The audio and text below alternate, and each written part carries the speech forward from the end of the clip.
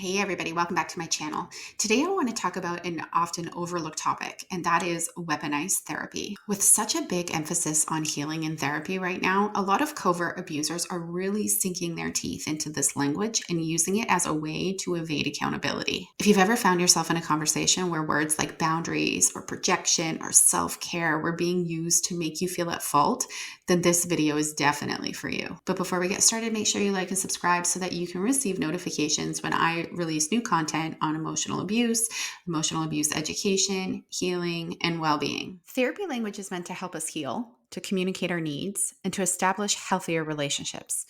But in the hands of an abuser, these terms can be used as tools for manipulation. And this tactic allows them to avoid accountability for their actions while making you feel confused, guilty, or even like you're the one at fault. So how does this happen? How can language that's supposed to promote growth and healing be used to manipulate? One of the most insidious ways abusers avoid accountability is by covertly weaponizing the concept of boundaries. So in healthy relationships, boundaries are about protecting your personal space, your emotional well-being, and fostering mutual respect. But abusers will often twist this idea using boundaries as tools for manipulation and control. Instead of establishing healthy reciprocal boundaries, they create arbitrary rules designed to isolate you or make you doubt yourself or shift blame. So here are some common covert tactics abusers use to weaponize boundaries. Number one, their boundaries are selective. So an abuser might say, I'm setting a boundary because I need space, while they continue to invade your personal space whenever they want. This selective enforcement of boundaries creates a double standard where they get to dictate the terms of the relationship while you're left feeling confused and disempowered. Number two, they use boundaries to shut down accountability. So if you try to address an issue, the abuser might shut down the conversation by claiming, you're violating my boundary by bringing this up. This tactic stops meaningful dialogue as they use the concept of boundaries to avoid accountability and shift the blame onto you for even trying to discuss the problem. And number three, they manipulate emotional distance as a boundary. So they might withdraw affection or stonewall you emotionally, claiming that they are, quote, setting a boundary for their own self-care. But in reality, this isn't about self-protection. It's about punishment and control. By withdrawing without explanation, they make you feel responsible for their distance, manipulating you into seeking their approval or apology. Boundaries in healthy relationships are meant to promote mutual respect and understanding. But in abusive dynamics, boundaries become weaponized. Instead of providing safety and clarity, they're used to maintain control, to isolate you, and to manipulate the balance of power. When boundaries are being enforced in ways that only benefit one person and disregard your needs, it's not about healthy relationship dynamics, it's about control. Recognizing these covert tactics is crucial in maintaining your autonomy and setting real boundaries, healthy boundaries that protect your well-being. Another tactic is deflecting accountability by using psychological terms like projection or triggering. For example, if you confront your partner about their harsh words, they might say, you're just projecting your insecurities on me. This shifts the focus away from their hurtful behavior and makes you feel as if you're the one at fault for even bringing it up.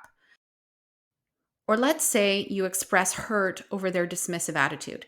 They might respond, I was just triggered by your reaction, implying that your emotional response is the issue, not their lack of support. And this leaves you feeling invalidated and confused, as if your feelings are an overreaction rather than a legitimate response to their actions. By misusing these concepts, abusers create a smokescreen that leaves you questioning your own reality. You might start to wonder, am I the one with the problem? Am I the one at fault? This manipulation not only obscures their responsibility, but it also makes you doubt your perceptions and your instincts. For example, after a confrontation, they might deflect using psychological jargon. And then as you replay the conversation over and over in your mind, you're wondering if your feelings were truly justified or if you were just overreacting. This constant self-doubt leads to anxiety and isolation as you begin to internalize that you're the one causing the problems. They also love to throw around the term gaslighting whenever you point out their behavior that is harmful. For example, if you call them out for manipulation, they might say, you're gaslighting me by saying I'm manipulating you. This reversal further entrenches you into a cycle of confusion, making it harder to trust your own experiences and your own feelings. The use of therapy language in this way not only protects them from taking responsibility, but it creates an environment where you constantly feel like you have to defend your reality, and it leaves you feeling powerless, where you question your own sense of self. Then there's the misuse of self-care and self-improvement language. Abusers might say something like, "I'm focusing on my healing," or "I'm taking care of my mental health." But they use it as an excuse to withdraw affection, to avoid responsibility, or to justify their harmful actions. For example, they might suddenly stop communicating with you, saying they need, quote, space for self-care, when in reality, they are avoiding addressing the issues in the relationship. So imagine a scenario where you express your need for emotional support during a difficult time, and instead of being present, they might respond with, "I can't help you right now. I'm focusing on my own healing." This not only dismisses your needs, but it also shifts the responsibility onto you, making you feel selfish for wanting their support. True self-care is not about abandoning people or using personal growth as a shield for bad behavior. It's about nurturing yourself while still being accountable to others. But abusers will often claim their neglect as necessary self-care, leaving you feeling guilty for wanting them to be accountable. For example, they might say, "I need to deal with my mental health right now, so I can't deal with your issues," making you feel as if your struggles are a burden. And this tactic can lead to a cycle of guilt, where you believe that advocating for your emotional needs is somehow wrong or inappropriate. They might even twist the concept of boundaries to justify harmful behavior, saying setting boundaries is part of my self-care, when what they really mean is they want to avoid discussing their behavior and the impact it has had on you. This leaves you feeling isolated, often wondering where you fit in to their self-care plan. The weaponization of self-care leaves an imbalance in the relationship, where their version of healing becomes a tool to disregard your needs and your wants. It can lead to a toxic environment where you feel that you're not only responsible for your emotional well-being, but theirs as well, as they continue to evade accountability for all of their actions.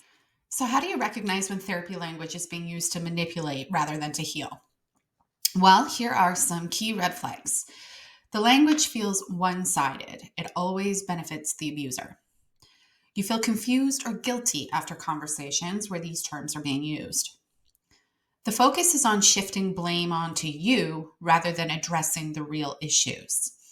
Their actions don't align with the principles of healing or accountability they claim to uphold.